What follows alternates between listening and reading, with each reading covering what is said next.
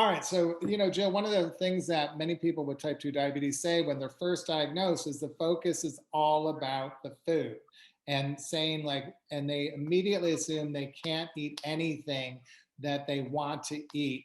As a registered dietitian, I know that they have a lot of fear about seeing someone like you because they think you're just going to take everything off their plate. What's your philosophy? First of all, I understand that fear that comes with having a diagnosis of any kind and what does it mean. And food is one thing we can control. So that's one reason I think it's the first thing we think about. Plus, we also know that food dramatically affects our blood sugar. So I like first to put people mind at ease that yes, they can still enjoy their food and no, they don't have to give up everything. But this is what I normally say, you can eat anything, but you can't eat everything. So you have to make choices.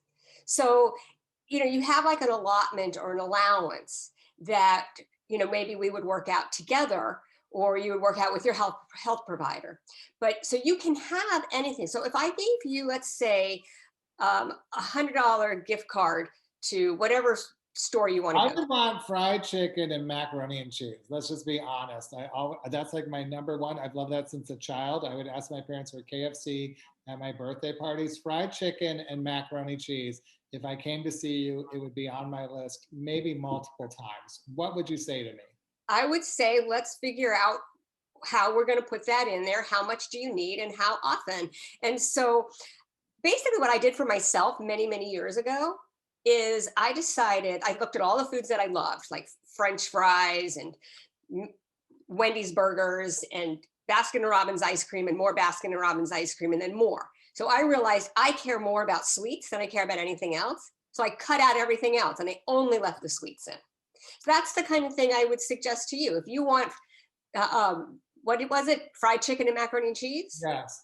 So that we would start with that. And then let's just get rid of the stuff that doesn't matter. So maybe you don't care for sweet tea. Maybe you don't care for cheesecake or dessert after dinner. Let's pick what you love, keep it, and get rid of the rest.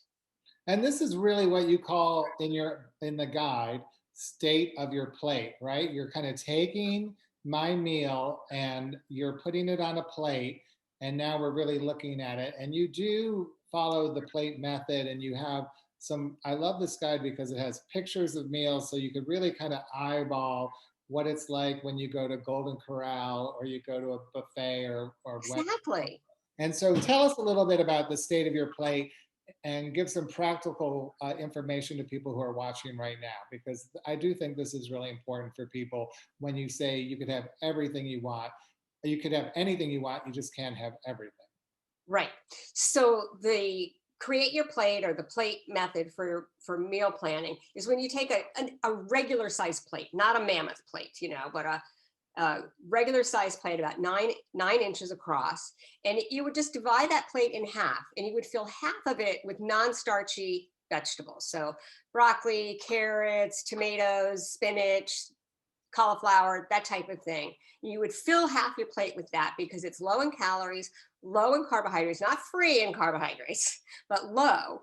And it's very filling, very nutritious. The other half you divide evenly. So you've got 2 quarters on the other side, and you'd put a starchy food in one part and a protein rich food in the other part. Like a macaroni and cheese and fried chicken, perhaps? Exactly.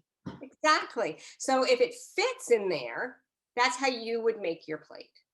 But you wouldn't be able just to stack, breasts on top of legs, on top of thighs, on top of wings. No, you're right. And so now it comes down to portion. But I think this is where some of the confusion comes, and what one of our Divabetic members, Pat, was bringing up, where she just got diagnosed with prediabetes and she wanted to know what she can't eat. Why do you think people, specifically who are diagnosed with type 2 diabetes, want someone to really draw the line and say what I can and can't eat versus what you're saying, like you could have it all? Now you just have to kind of put it in state of the plate exercise and look at portions. Why? What is the attraction to wanting someone to just give me the do's and the don'ts? Well, if I just told you exactly what to eat, you could probably do that for a while and you wouldn't have to make any decisions. It would be so easy for you. You just eat exactly what I said. eventually you would hate it, but at first it's easy because you just know this is a yes, this is a no, or this is a green light food, this is a red light food. And there's no thinking, you can't make any mistakes. But the problem with it is that we are not 100% the same, you and I don't want fried chicken and macaroni and cheese ever, but there's plenty of other things ever really